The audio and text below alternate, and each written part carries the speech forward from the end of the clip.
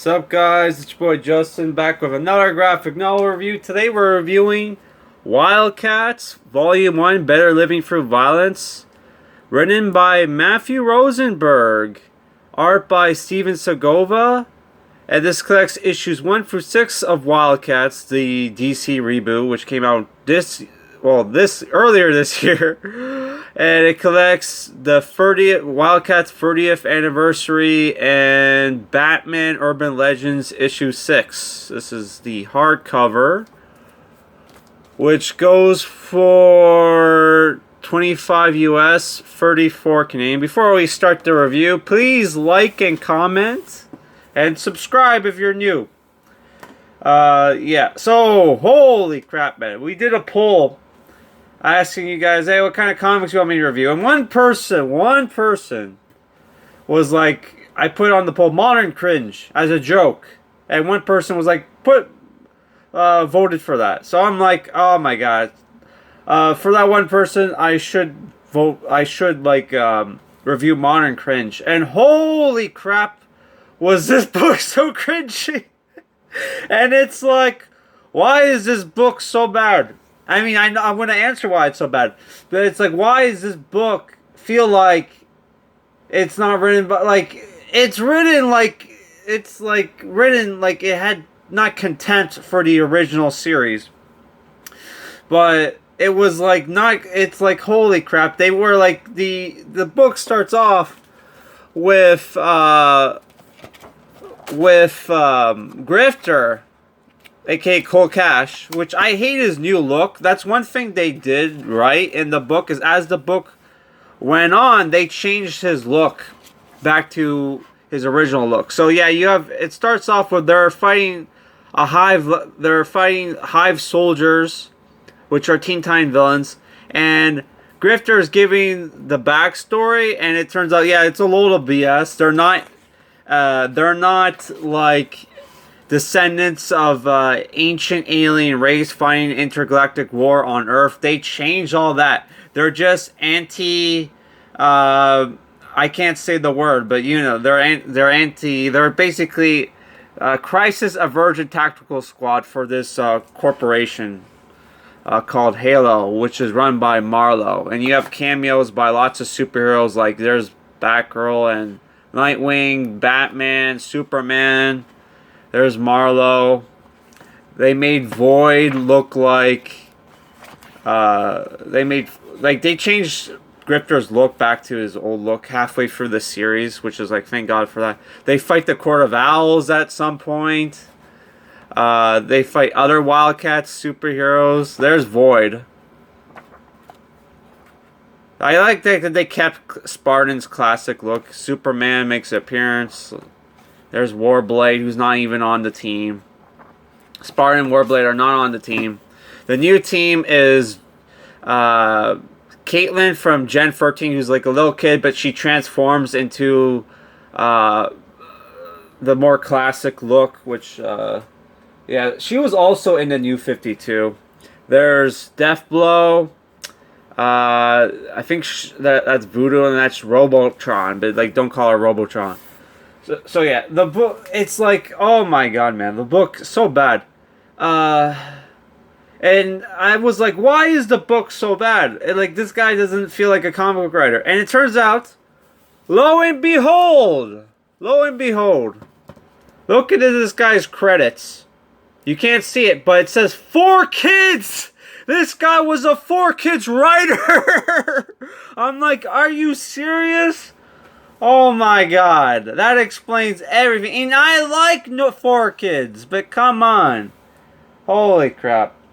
And this book is a perfect example of like someone, like, I was watching Comic Book Palace, and Glenn was talking about how like Jim Palmiotti was on his side.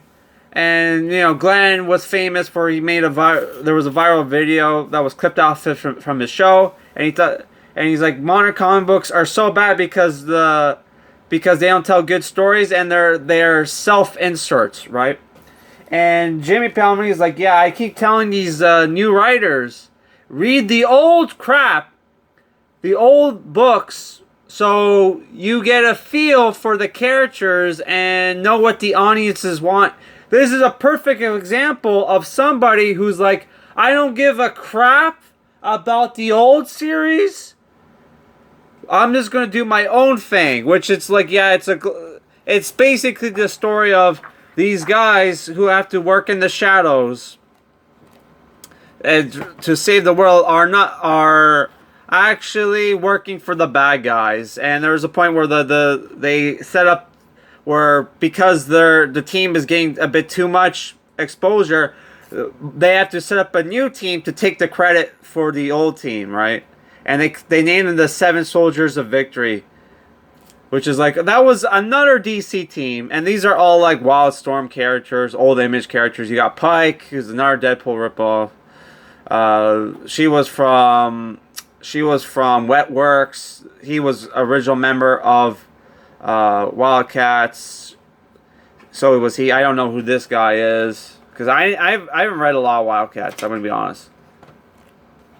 But yeah, they did switch back the team. So basically, it's like one of those teams where we thought we were working for the good guys. It turns out we were working for the bad guys. And there's also a fight between Majestic and Superman, where Majestic claimed to be Kryptonian, and like the dialogue here is so bad. It is. But it's like, it is explained away because like he's apparently a 12-year-old in a man's body for some reason. Kind of like Caitlyn, but like Caitlyn only transformed into older person, and yeah, when she uses her powers. So it's like, holy crap, man! Like they really made like Grifter a Deadpool ripoff, as like the dialogue he has, man. And in the beginning of the book, you see him make screw up after screw up after screw up, to the point where like they want to kick him off the team, or it's kind of like, why would the other members of the team care when he's such a screw up? It doesn't make sense, right? So eventually he does get lambasted, or he gets left for dead, like across in like a war zone, and our characters have to figure out what's going on. Was he really killed? Blah blah blah. Who cares? The book is bad. The book is bad, man. And the art, I like Stephen Segovia's art, but the art is not, I don't know, something about the art is not good. Or it's the inking, I think, is another problem. The ink, it doesn't pop, man. It doesn't pop. The ink is like flat. You know what I mean?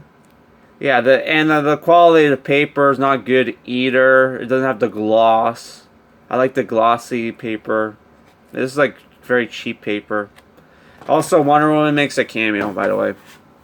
Which, there's this funny scene where Wonder Woman, Zealot, that's another thing where they don't like their code names. Their code names are considered an insult to them. Because this is very like, this feels like almost like an Ultimates book, but without the edginess of Ultimates.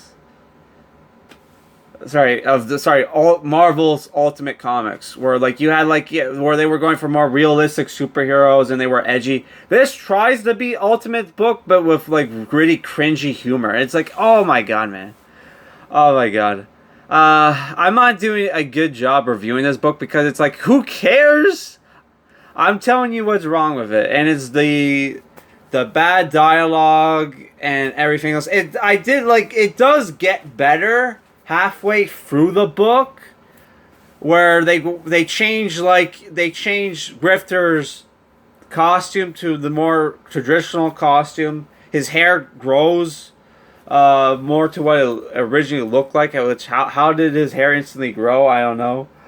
Oh my god. And it's like, also another problem with the book is that our characters constantly swear, but they censor it to the point where I can't tell what's going on, to the point where there's a certain line in the book that can only make sense if the character was saying female dog. You don't censor ass, ASS, but you censor female dog. Like, what the hell? I thought that was dumb. Don't constantly swear and have male nudity if you're just gonna also censor like curse words you can say on, like, you know, daytime TV. It's like, what the hell? Oh, I'm trying not to swear, but yeah, this book sucked. It does get better, so I am going to give it like a 5 out of 10. And there was lots of action, which a lot of modern books forget to put action. They're mostly like soap operas, so there is lots of action in the book. So I'll give it that. And the art, I like the art. The art's not the problem. It's like the inking is not great. And yeah, it's just the bad dialogue. It's like, oh my god, I love 4 Kids, but it's like I don't want 4 Kids Wildcats. That's so dumb.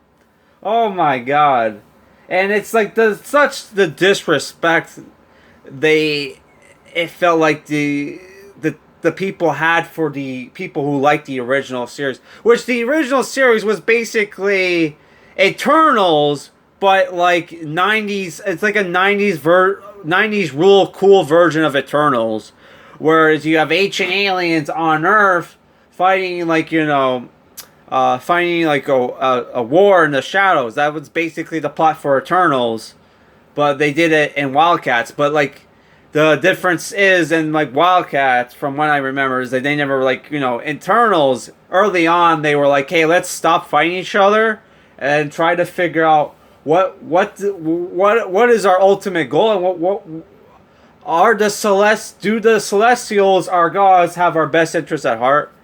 Yeah, it's the same kind of story here. They didn't do that in like Wildcats though. It was just the good versus the Daemonites versus the Cherubim or whatever, the angels. So yeah, oh my god.